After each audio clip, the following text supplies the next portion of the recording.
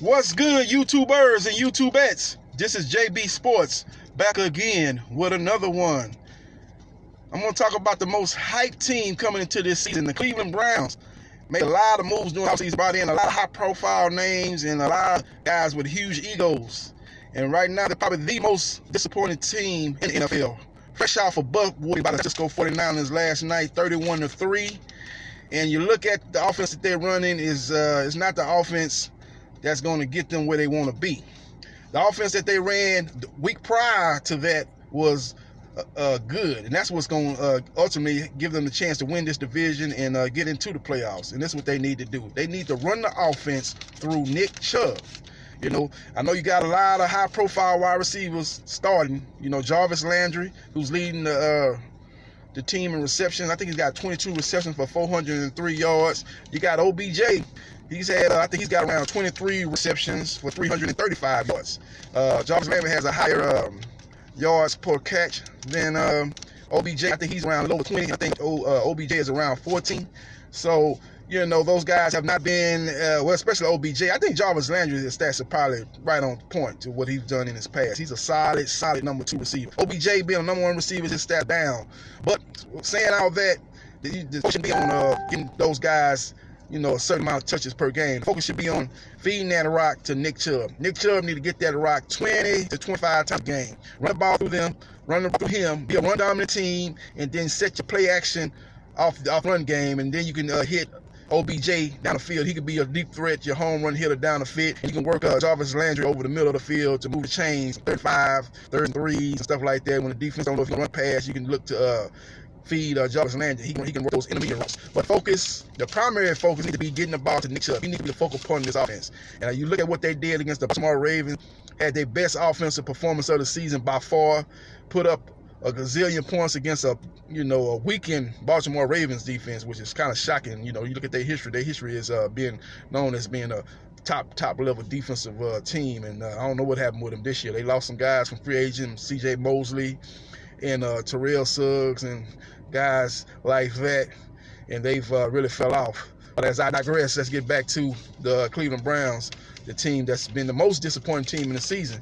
And like I said, they're gonna have to Freddie Kitchens. You know, Freddie Kitchens, you know, like he's been in the kitchen a whole lot in his life. Freddie Kitchens has got to make that adjustment. Stick to that game plan. Quit going into the game saying, well, I got to get OBJ involved. I got to throw the ball to him at least 15 times a game. I got to give him 15 targets. And I got to give Jarvis 10 to 12 targets. And I got to give this guy here, Galloway, he's coming off the IR. I got to get him 5 to 7 touches. You know, stuff like that. You can't go into to that game plan. They need to be Dallas Cowboys East and feature Nick Chubb and have everything run through Nick Chubb and everybody else. Split up the difference. That's what they need to do. Dictate it on the coverages of the defenses. That's what they need to do. You know, they need to do that. You know, Baker Mayfield has been a big disappointment throwing the ball, man. The man's got 4 touchdowns, 8 interceptions. His completion percentage is very good, 68.5, but the touchdown to interception ratio will get a lot of players benched that they wasn't the first overall pick in the draft coming into their second season. Those stats are horrible. You got to play better than that. 8 to 8. If you turn those stats around, say 8 touchdowns to 4 interceptions, that's average.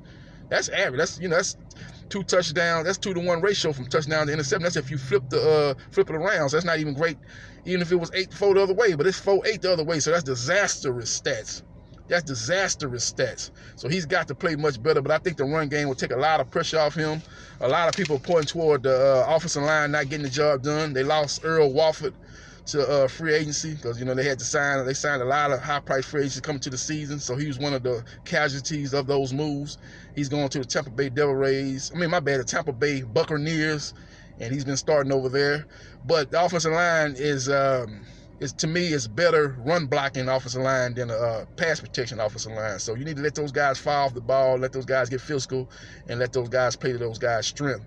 And I think that'll be the key. I don't think the offensive line actually wasn't that great last year. It was okay, especially toward the second half of the season. It was better, but it's not like Earl Walford is, it's not like he's some great guard. It's not like he's, he's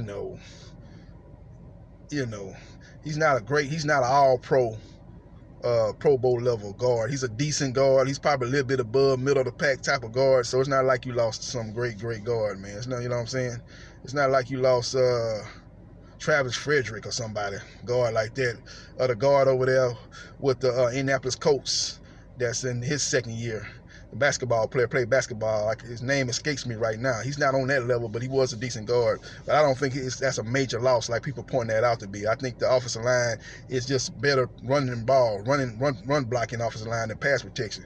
Baker Mayfield's got to quit when he's scrambling, rolling to his right. People got a book out on you. They know once they pressure, you can roll out to your right, and he's not fast enough to turn the corner on those defensive end and run. So he's actually, when he does go right, he kind of fades right and goes backwards going right, and he ends up making those high difficulty of completion type of throws, and those throws 9 times out of 10 are being completed. So he's got to get out of the habit of going right every time he feels the pressure. He's got to be able to slide up in the pocket and feel the pocket, slide up in the pocket, and keep your eyes down the field to make plays. And sometimes don't always go right. When they pressure you, maybe go left. Maybe fake like you're going right and then go left and work on throwing. He's obviously, the reason why he don't go left is because he's not comfortable throwing the ball going left. So he's going to have to work on that. He should have been working on that in the offseason. Obviously, he hasn't done that. He's focused.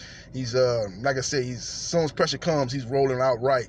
So that leads me to believe that he's not comfortable rolling left. So he's going to have to work on that. Might be hard to do that during the season, but during the bye week, he needs to work on that situation, rolling left and throwing to his left and not being so predictable when getting pressured. So that's just my opinion on the Cleveland Browns. Again, run the offense through Nick Chubb. Nick Chubb needs to be leading the AFC and rushing at the end of this season. If he's doing that, then it'll be a good thing for the Cleveland Browns, because they really have a chance to win a very winnable division, as it's probably only one team that they're going to be competing with for a playoff spot, and that's the Baltimore Ravens. Pittsburgh Steelers need to change course of their organization, because they've lost a lot of talent since last season, and they're in what you call a rebuilding stage, if you ask me. They've got some players and some names on that team, but they really need to make some moves, especially on the offensive side of the ball. And you got the Cincinnati Bengals, who are probably one of the worst teams in the NFL. So this is a two-team race. It's a division that's winnable, but they've got to make the right decisions. And in particular, Freddie Kitchens got to make the right decisions and run that offense through Nick Chubb and make it happen. I think this division, as far as the division goes, probably is going to come down to that game, later on this year, Baltimore at Cleveland. It could very well come down to that game there, and the winner of that game wins the division. But Cleveland got a real tough schedule. They got Russell Wilson, an MVP candidate, along with Christian McCaffrey. Those probably my top two. I got McCaffrey 1 and Russell Wilson number 2, but they're my top 2 MVP candidates. He's coming to town next Sunday, and then after that, you got to go to New England and play Tom Brady and that dynasty over there in Foxborough. So it's going to be a tough task at hand. But it's if you somehow can split that, you're right there at 3-4. The schedule starts getting a little easier in the second half of the season, and then you can make your move and try to beat out Baltimore for that division. So we'll see what happens. We'll see what transpires. But that's my opinion on it. And if y'all got opinion on what Freddie Kitchens should do as far as on the offense, who should be the focal point on the offense, leave your comments in the comment section and let me know what you think. Follow me on Instagram, JBsports713. Follow me on Twitter, JBsports the Man. Subscribe to JB Sports, the man, the myth, the legend. I'll holla.